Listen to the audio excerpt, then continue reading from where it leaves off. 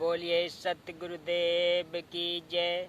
बोलिए बंदी छोड़ सतगुरु रामपाल जी महाराज की जय। कबीर दंडवत गोविंद गुरु बंधु अभिजन सोए। पहले भये प्रणाम तिन नमो जो आगे होए। कबीर गुरु को कीजे दंडवत कोट कोट प्रणाम। कीट न जाने ब्रंग कोयो गुरु करे आप समान। सत साहेब। हाथों श्रोता बंधुओं, आज मैं आप लोगों के सामने भक्ति किस प्रभु की करनी चाहिए यही कथा सुनाने का प्रयास कर रहा हूँ। तो चलिए शुरू करते हैं। सूक्ष्म वेद में कहा है कि भजन करो उस रब का जो दाता है कुल सबका। श्रीमद् भागवत गीता अध्याय 15 श्लोक 1 से 4 तथा 16-17 में कहा है कि यह संसार ऐसा है जैसे पीपल का वृक्ष है। जो संत इस संसार रूपी पीपल के वृक्ष की मूल जड़ से लेकर तीनों गुणों रूपी शाखाओं तक सर्वांग भिन्न भिन्न बता देता है, सा वेद विद्ता। वह वेद के तात्पर्य को जानने वाला है, अर्थात वह तत्वदर्शी संत है। अपने द्वारा रची सृष्टि का ज्ञान तथा वास्तविक आध्यात्मिक ज्ञान परमात्मा स्वयं पृथ्वी पर प्रकट होकर अपने मुख कमल से सुनाता है। प्रमाण के लिए पढ़ें निम्न वेद मंत्र। इन मंत्रों की फोटो कॉपी कृपया देखें। पुस्तक गीता तेरा ज्ञान अमृत में, जिनका अनुवाद आर्य समाज के प्रवर्तक महर्षि दयानंद तथा उनके अनुयायियों ने किया है। परमात्मा अपने मुख से वाणी बोलकर साधकों को भक्ति करने की प्रेरणा करता है। परमात्मा भक्ति के गुप्त मंत्रों का आविष्कार करता है। ऋग्वेद मंडल नंबर 9 सूक्त 95 मंत्र 2।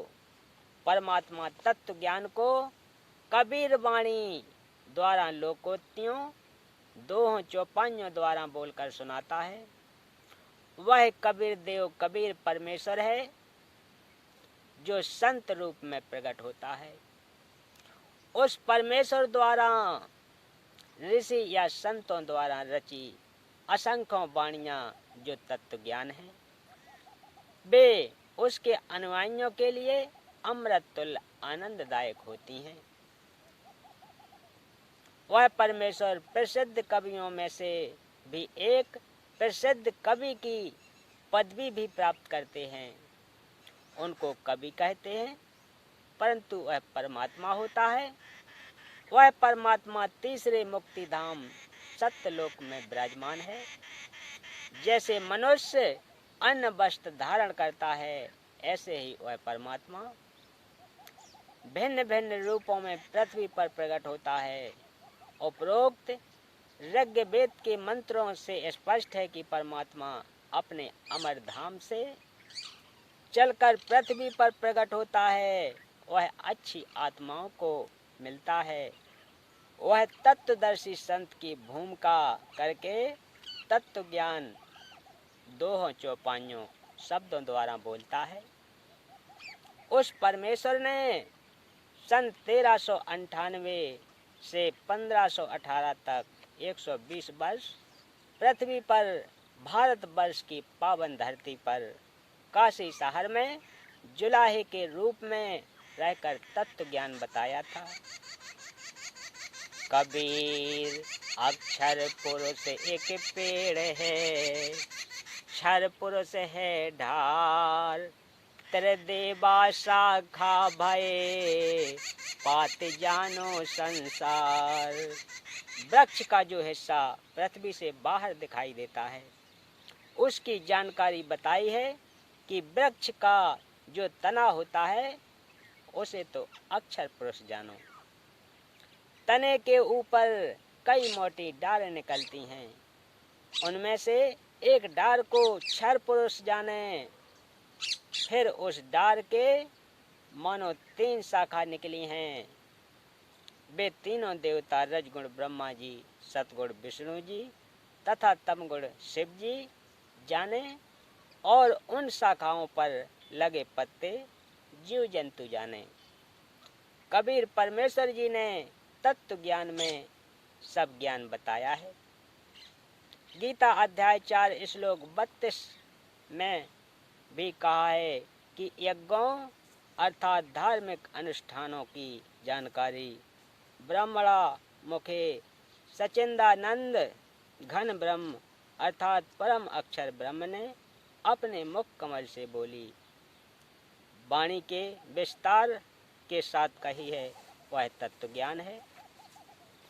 गीता अध्याय 4 श्लोक 34 में कहा है कि जो तत्व ज्ञान परमात्मा स्वयं बताता है, उसको उसके कृपा पात्र संत ही समझते हैं।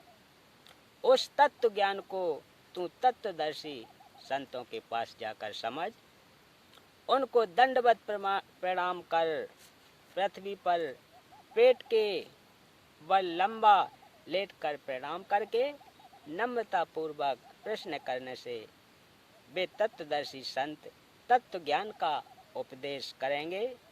परमेश्वर ने यह तत्व ज्ञान स्वयं पृथ्वी पर प्रकट होकर बताया था। गीता अध्याय 15 श्लोक 1 में तत्वदर्शी संत की पहचान बताई गई है कि जो संत संसार रूपी वृक्ष को मूल जड़ से लेकर सर्व अंगों को जानता है, वह तत्वदर्शी संत है।